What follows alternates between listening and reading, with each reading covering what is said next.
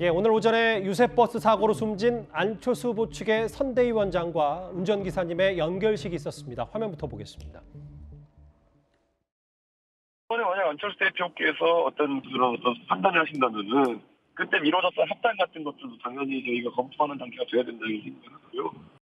선동지와 우리 모두가 추구했던 그 길을 향해 저 안철수는 강철같이 단단하고 동아줄처럼 굳건하게 그 길을 가겠습니다.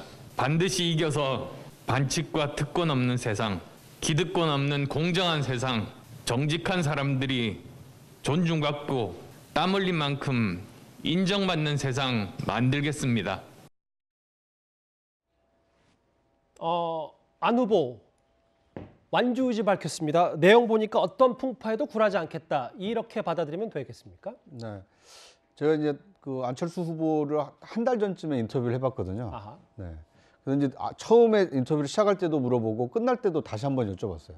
왜냐하면 후보 단일화가 워낙 중요한 이슈이기 때문에 과연 완주를 할 것인가. 그런데 시작도 그렇고 끝도 그렇고 본인은 완주하겠다. 그리고 자기는 정치 10년 하는 동안 철수한 적이 없는데 자기에 대해서 잘못된 프레임을 좀 걸고 있다. 이렇게 얘기를 이제 강력하게 한 것으로 봤을 때는 저는 이번 대선에서 완주할 가능성도 상당히 좀 있지 않나.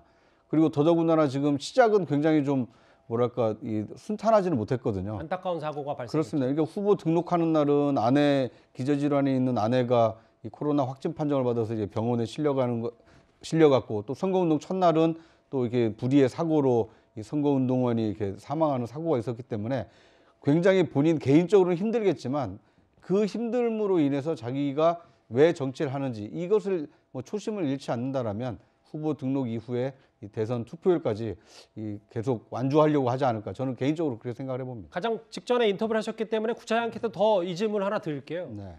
사실 두 후보 내일 동선 중에 경남 김해 일정이 겹치기 때문에 깜짝 회동하는 거 아니냐. 물론 양측에서는 만나기로 한 일정이 없다 부인하고 있어요. 어쨌든 안철수 후보가 완주를 한다는 가정이 있더라도 윤석열 후보와의 접촉은 지속적으로 할 거라고 보십니다. 네.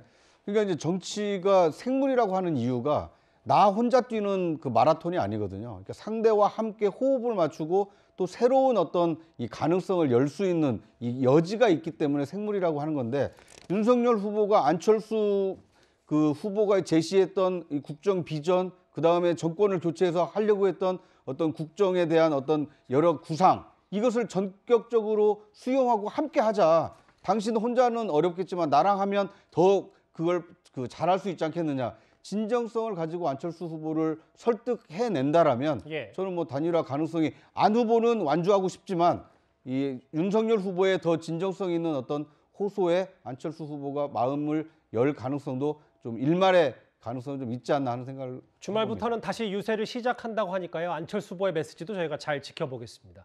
이 주제는 여기까지입니다. 그리고 뉴스탑 10 마지막 주제가 기다리고 있습니다.